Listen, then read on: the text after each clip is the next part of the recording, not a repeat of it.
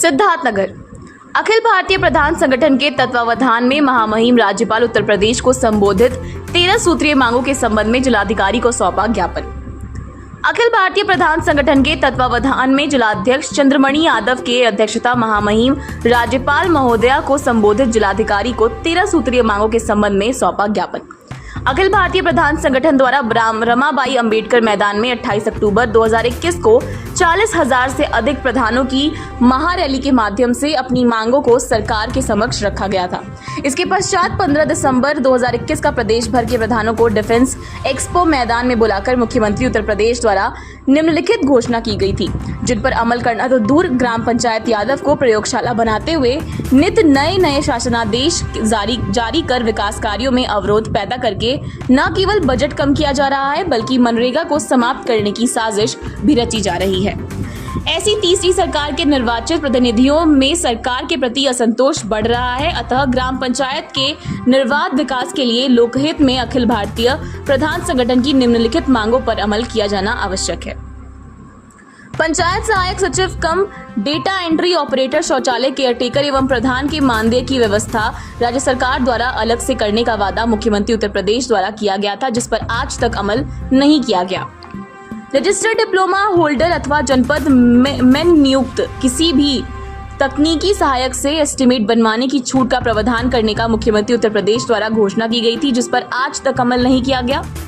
जिले के प्रधानों, क्षेत्र पंचायत सदस्यों एवं जिला पंचायत सदस्यों की सहभागिता में पंचायत से जुड़ी समस्याओं के समाधान के लिए जनपद स्तर माह में एक बार उक्त जनपद के जिलाधिकारी वरिष्ठ पुलिस अधीक्षक की अध्यक्षता में पंचायत दिवस मनाए जाने का वादा मुख्यमंत्री द्वारा किया गया था, जिस पर आज तक कोई पहल नहीं की गई।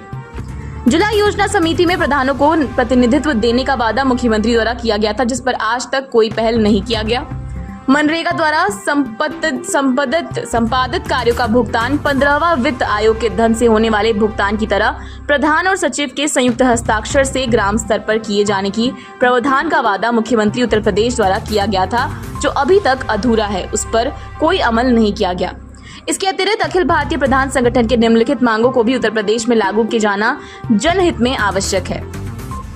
जनता द्वारा निर्वाचित प्रधानों को अकारण भ्रष्ट समझकर संदेह करने व परेशान एवं हतोत्साहित करने के लिए मनरेगा योजना में कार्यस्थल पर ही ऐप के माध्यम से दिन में 2 बार उपस्थिति प्रमाणित करना अनिवार्य किया गया, जबकि अधिकांश ग्रामों में नेटवर्क की समस्या के कारण ऐप के माध्यम से मजदूरों की उपस्थिति अंकित नहीं हो पा रही है तथा मास्टर रोल शून्य हो जाता है और मजदूर काम छोड़कर घर पर जाना पड़ता है। अतः भारत सरकार ग्रामीण विकास द्वारा जारी 23 दिसंबर 2022 के उक्त आदेश को वापस लिया जाए। एक अभिनव प्रयोग करते हुए निदेशक पंचायती राज के आदेश दिनांक 24 मई 2024 द्वारा मानदेय पर नियुक्ति का प्रशिक्षित पंचायत सहायक अकाउंटेंट कम डेटा एंट्री ऑपरेटर को पंचायत गेटवे सॉफ्टवेयर में थंब को एकीकृत करते हुए अपने रजिस्टर्ड मोबाइल में से पंचायत सचिवालय में स्थापित कंप्यूटर सिस्टम द्वारा भुगतान नेट अधिकृत कर दिया गया था। बिना कैसे तकनीकी प्रशिक्षण क्षमता का अकारण किए बिना उन्हें वेरीफाई किए जाने का आदेश जारी कर दी गई। अखिल भारतीय प्रधान संगठन के दबाव में संशोधन के साथ कैसे लागू कर दिया गया।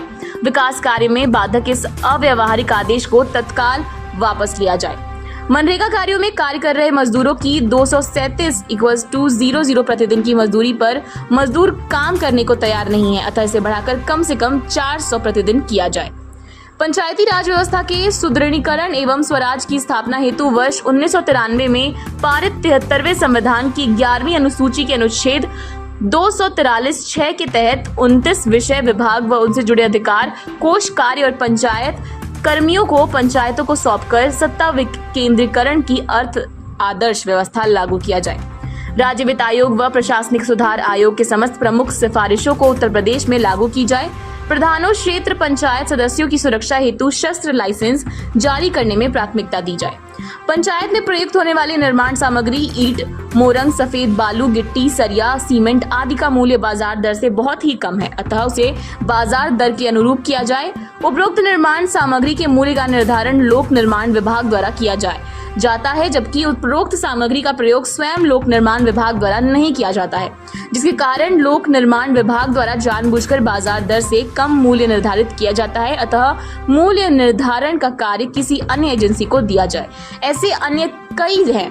अखिल भारतीय प्रधान संगठन को आशा ही नहीं पूर्ण विश्वास है कि गांधी जी के ग्राम स्वराज को सपने को साकार करके पंचायत को स्वावलंबी एवं सशक्त बनाने में सहभागी बनते हुए संगठन के उपरोक्त मांगों को लागू करने में आप द्वारा उत्तर प्रदेश सरकार को आवश्यक परामर्श निर्देश दिया जाएगा। हम अखिल भारतीय प्रधान संगठन के पूर्वी उत्तर प्रदेश के 26 जनपदों के अध्यक्ष हैं और हमको माननीय राष्ट्रीय अध्यक्ष महोदय द्वारा यह निर्देशित किया गया था कि हम उन 26 जनपदों में जा कर के लोगों की एक मीटिंग करके और हमारा एक प्रस्तावित रमाबाई मैदान में एक हमारा प्रस्तावित है दिसंबर के लास्ट में हमारा एक कार्यक्रम होगा जो महारैली होगी, जिसके माध्यम से हम सरकार को यह चेताने का काम करते हैं कि आप हमको नज़रअंदाज न करो।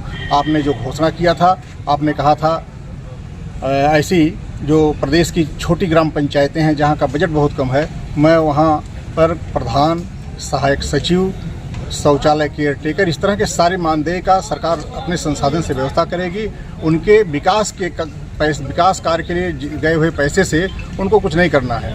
उन्होंने कहा था कि जनपद की जिला योजना में 2 प्रधानों को नॉमिनेट किया जाएगा ताकि प्रधानों की आवाज़ जिला योजना में भी ठीक ढंग से लागू हो सके। उन्होंने कहा था कि माह में एक दिन एसपी और डीएम की अध्यक्षता में पंचायत दिवस मनाया जाएगा, जिसमें केवल पंचायत प्रतिनिधियों की बात सुनी जाएगी। उसको उन्होंने लागू नहीं किया।